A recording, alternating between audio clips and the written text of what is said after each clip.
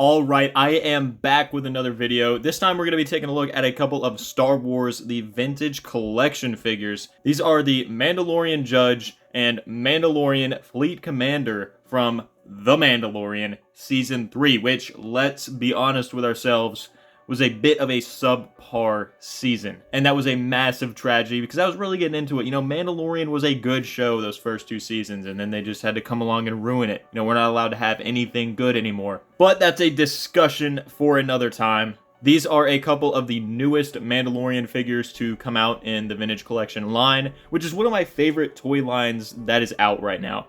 Just in general, not even just from Star Wars. I think the level of detail that we get with these guys, the sculpting, the paint, and the articulation is all pretty good for this scale. Star Wars action figures started out at this scale, at the 3¾ inch scale. And so for me, it's just a lot more nostalgic because I started collecting with the Clone Wars line and the Legacy collection, the 30th anniversary collection.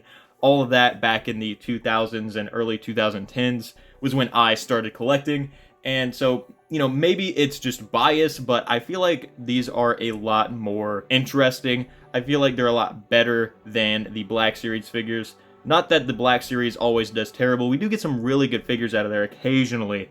But I think for the most part, the Vintage Collection is just better, and it feels more like Star Wars, at least to me.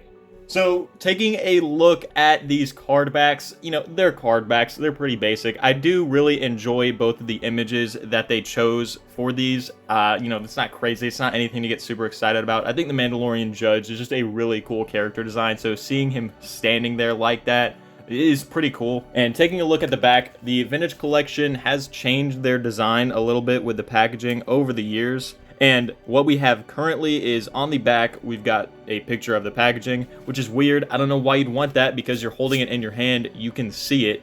But, yeah, I don't know. It's just a weird choice that they made. But we also get a pretty nice description of the character on the back. We get that for both figures. And holding up the card backs, I've got some Star Wars Funko Pops. That's Pong Krell and Captain Rex.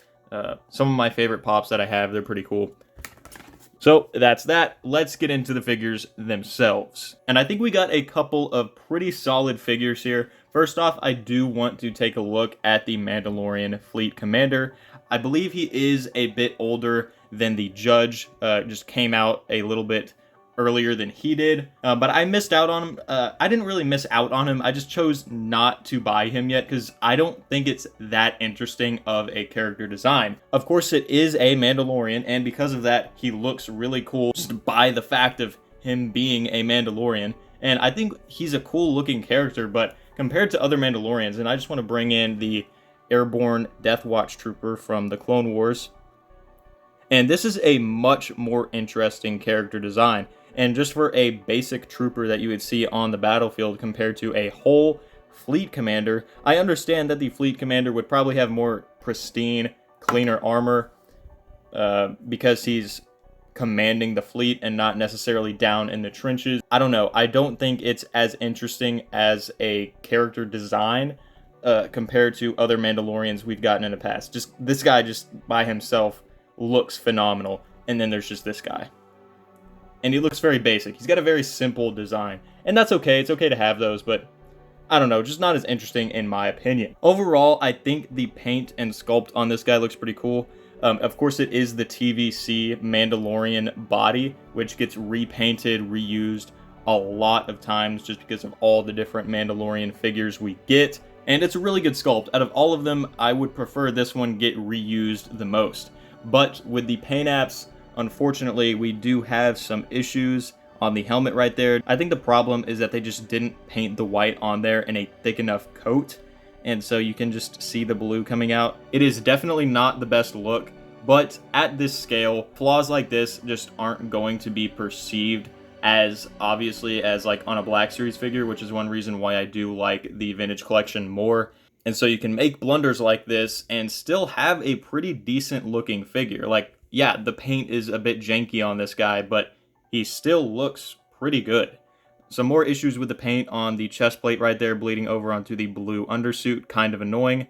Something I do really enjoy here, though, is the metallic blue paint that is on the gauntlets and on the thigh armor. I think it looks really cool, and it just adds a bit of extra flair to the figure that I think it desperately needs, because, you know, like I said, it's just a very simple, kind of bland design for a Mandalorian. Anyways, that's enough about the overall look of the figure. Let's go ahead and get into the articulation. So this mold, like I said before, is pretty common. It gets repainted, reused a lot, so most people are going to be pretty familiar with the articulation if you collect this line.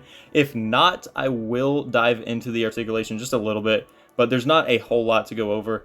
You do get a decent range of motion on the helmet. There isn't a whole lot of back and forth right there with the neck. He can look down a pretty decent amount, look up not that much. You do get a good side to side though. The shoulder articulation is pretty good, just a simple ball hinge in there. Same thing with the elbow, doesn't really do too much. We've also got another ball hinge over on the wrist. And I think the biggest problem with the articulation on this figure is going to be the ab crunch.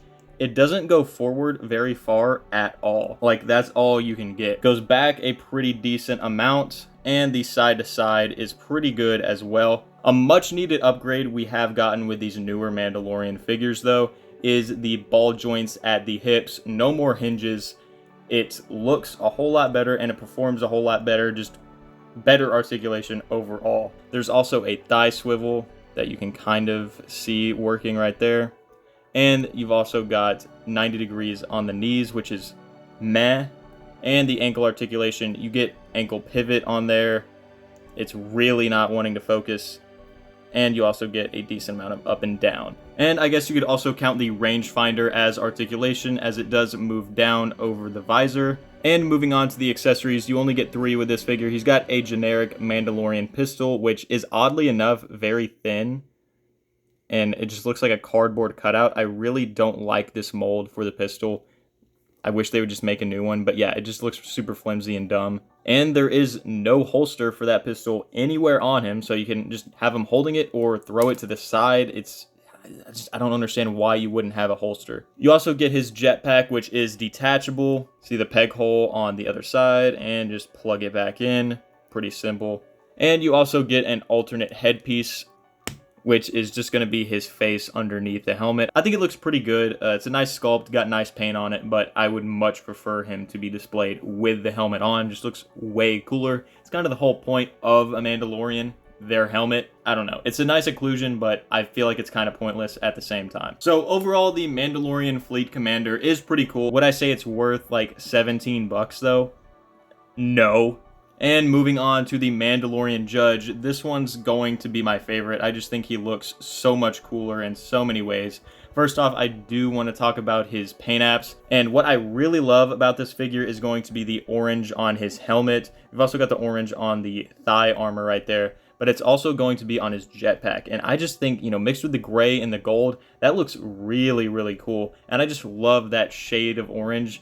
It's kind of like this pumpkin spice kind of thing that I'm looking at. And listen, you know, I'm just gonna straight up say it, but I like pumpkin spice. I like this color. I like the pumpkin flavor. And you know, I understand how it's controversial because the basic white bitches, they come out in the fall time and they form cults around this shit, but it's cool. Like it looks cool, and if I were to eat it, it would probably taste good.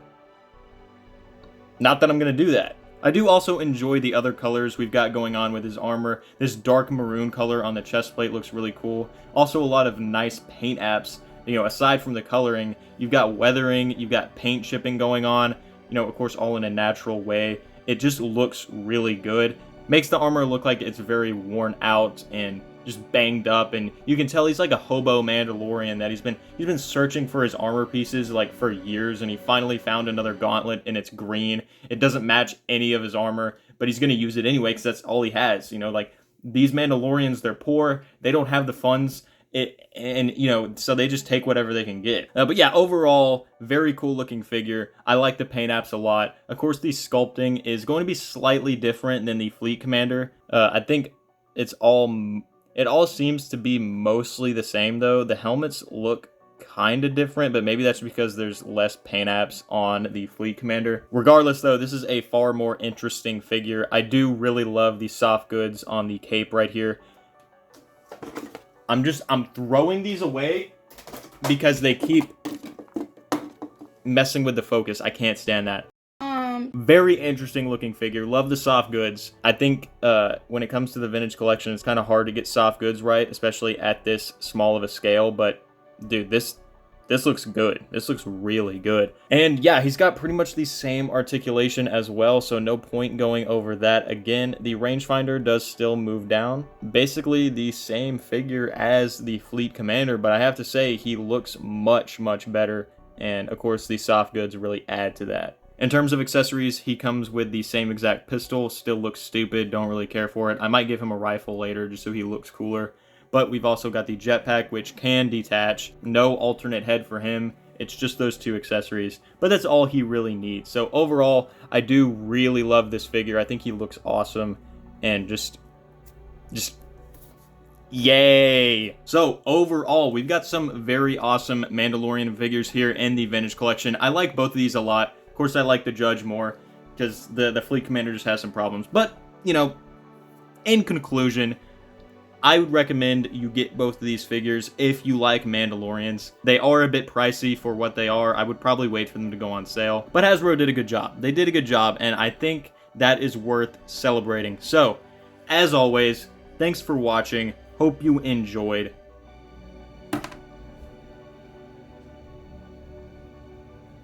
And I'll catch you in the next one. Bye.